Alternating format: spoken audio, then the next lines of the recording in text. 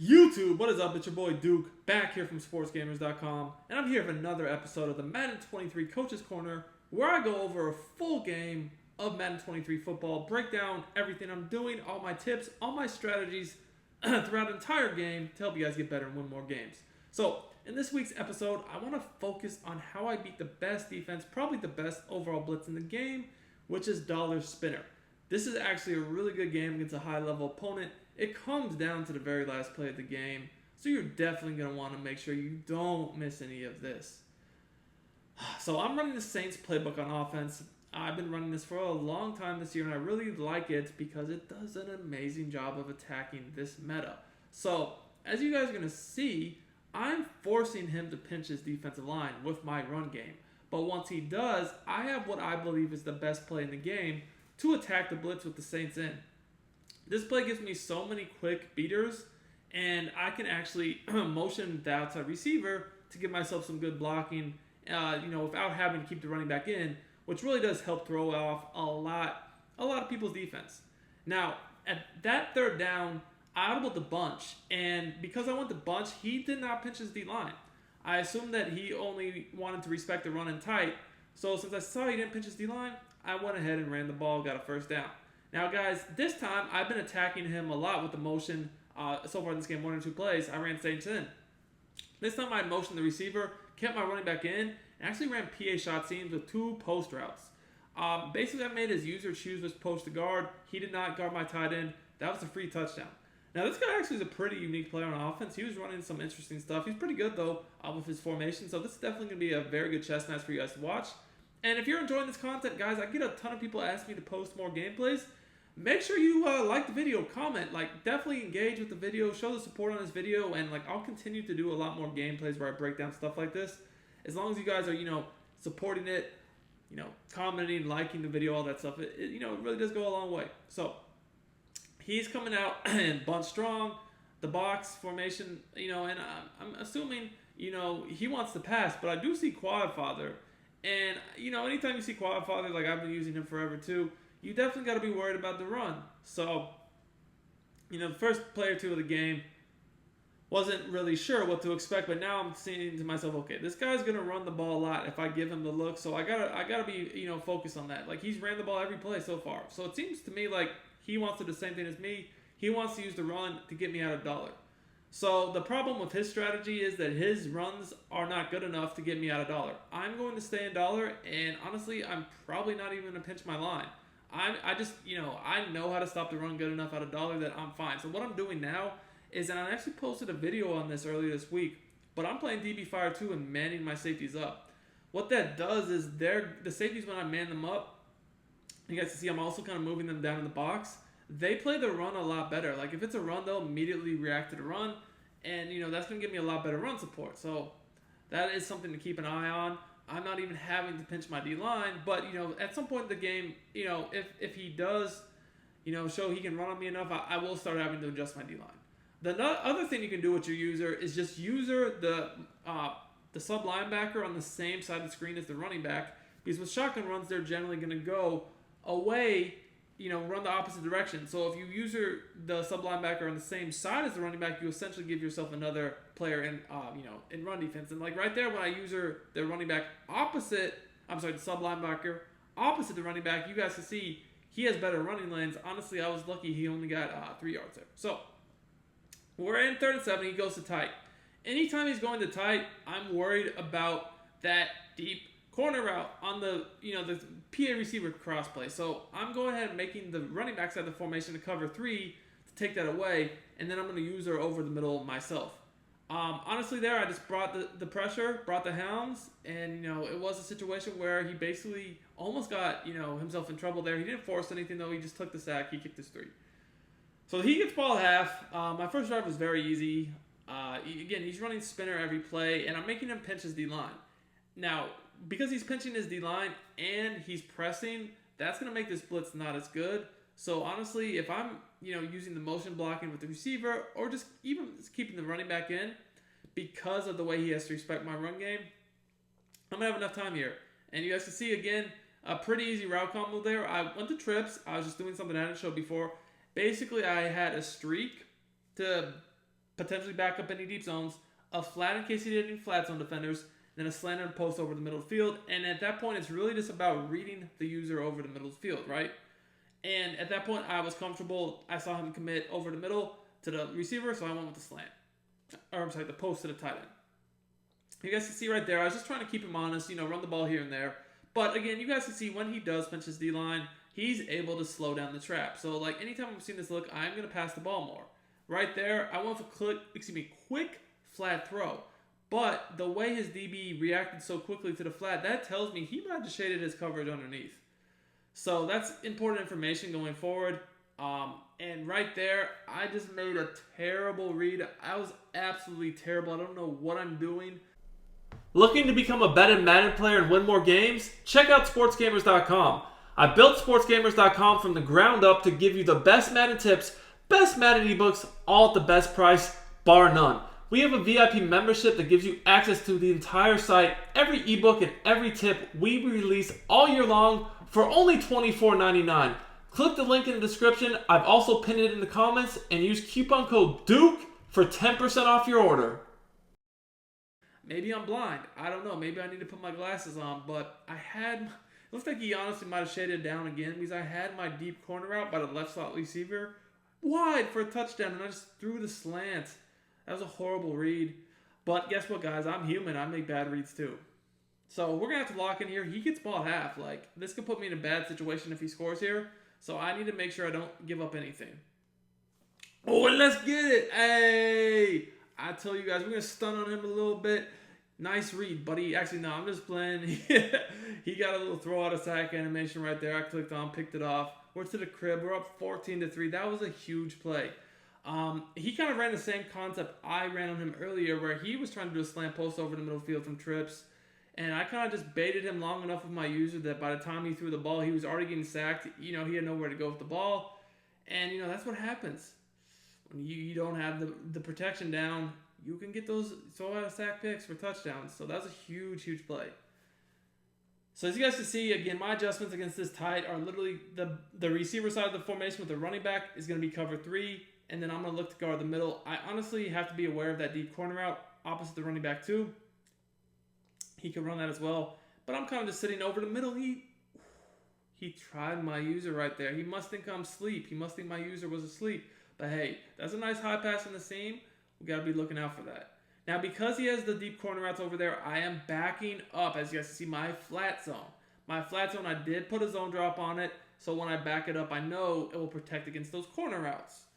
And, we're able to get another sack. So I've been locking in really good on defense this game. Honestly, my defense is looking amazing. And he wants no parts of it right now. He can't block this blitz. He has no clue. So you guys can see, I'm pretty aggressive with the blitz. A lot of people only rush 4. I like to send 5 because I feel like when you send 5, most people can never pick it up. And you're going to get a lot of people, if you can adjust your coverage, that have no idea how to beat it. And once again, there's just nothing open. He's just chucking the ball to dudes that have no chance of making a catch. So it's 4th and 29. Now, I was able to call my timeouts right there because I just felt like, honestly, this guy's offense, I thought I was going to get a stop. And I want to get the ball back because, again, he gets ball at half. And I'm thinking 30-ish seconds, 2 timeouts. I'm hoping to get in field goal range. A touchdown would be great. But honestly, I'm just looking to get a field goal to go up 2 full touchdowns. I feel like if I can go up 2 full scores before halftime, knowing that he gets ball, even if he does get a touchdown, I'll still be in full control of this game.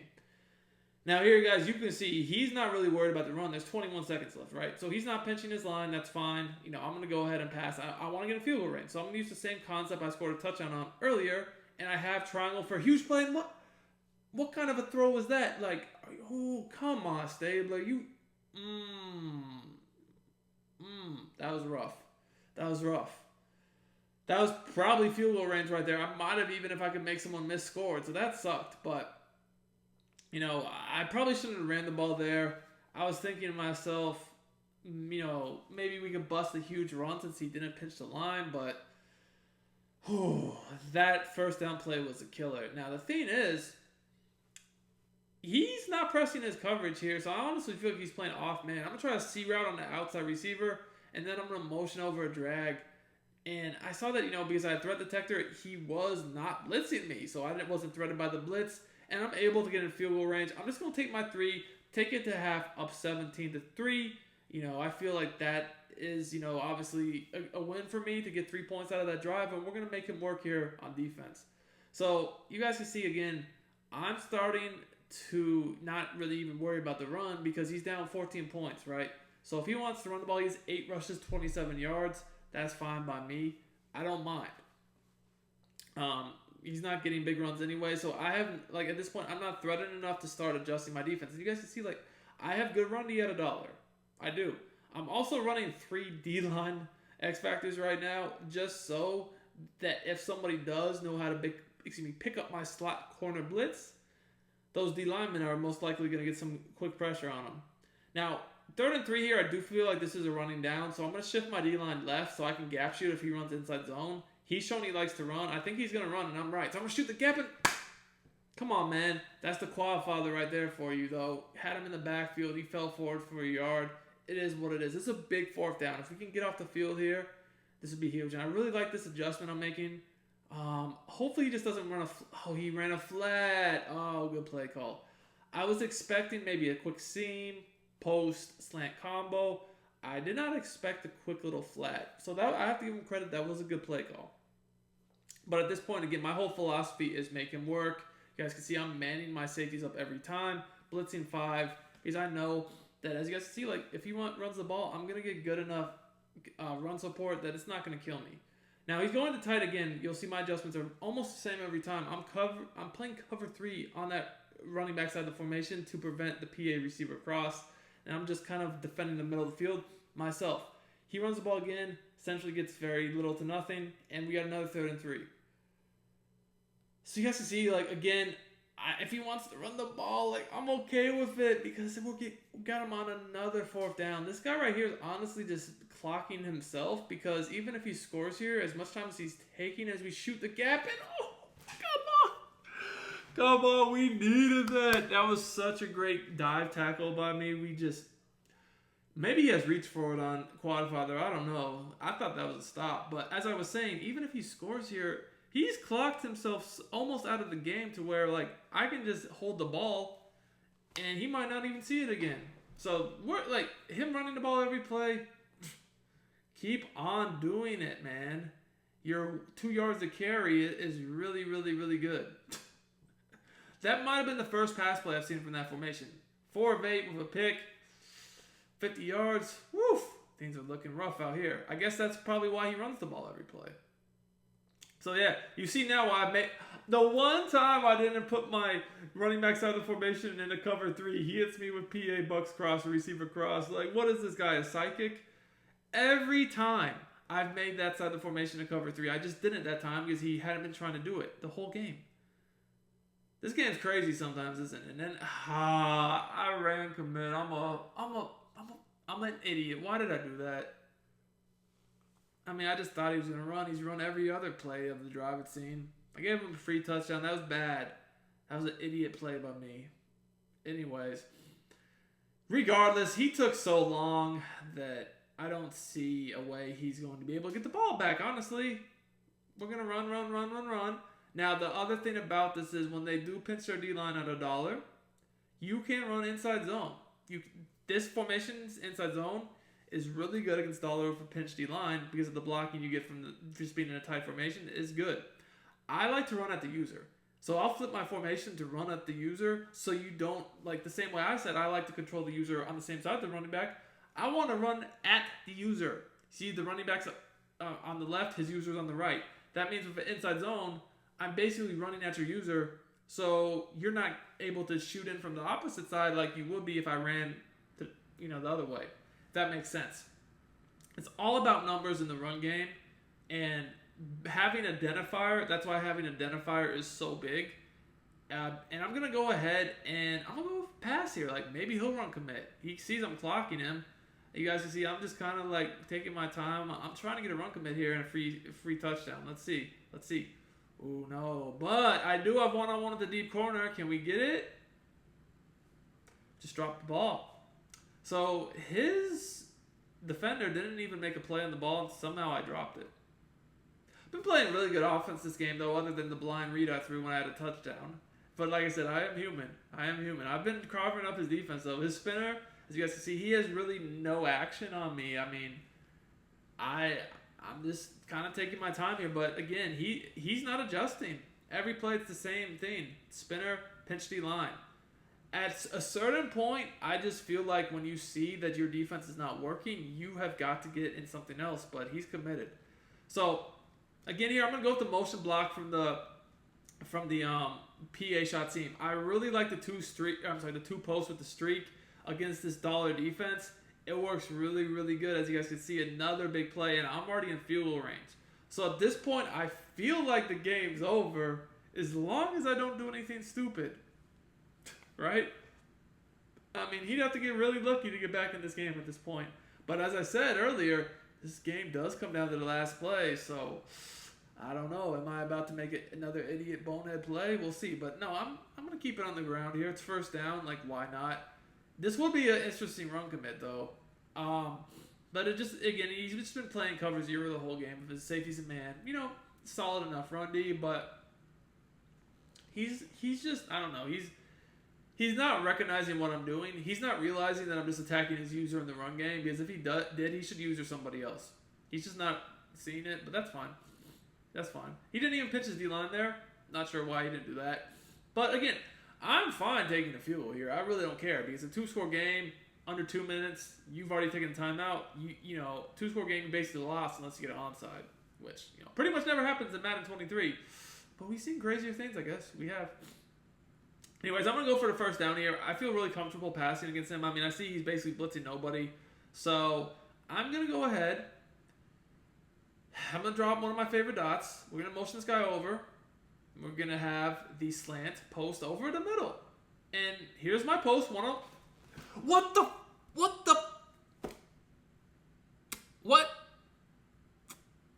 Yeah. They want to cheat me, man. I mean, my guy had inside position on the route, and the ball literally went through his hands. CeeDee Lamb just folded for me. So we're going to have to clutch up on defense. We're going to have to sit up a little closer to the screen right now. We're going to have to lock in, because there's no way I'm losing this game to this guy. There's no way. There's just no way. Woo, nice dot right there. Okay. So that time he hit me with the corner streak on the short side. He really hadn't been abusing me with that all game, so I was not expecting it. Good call by him, but I'm still kind of shook that was a pick. I thought that was game over. I thought that was a first down game over. But for some reason, CeeDee Lamb just didn't want to catch the ball. Whew. All right, so the thing is, though, he's really been running a lot this game. He can't do that. Like, the clock is winding down. He needs a touchdown, so, like, he's going to have to pass. He just hit me in the seams. Okay. So he has one more timeout. There's 30-ish seconds left. He's at the 25. This really means that he has like one more play of staying in bounds.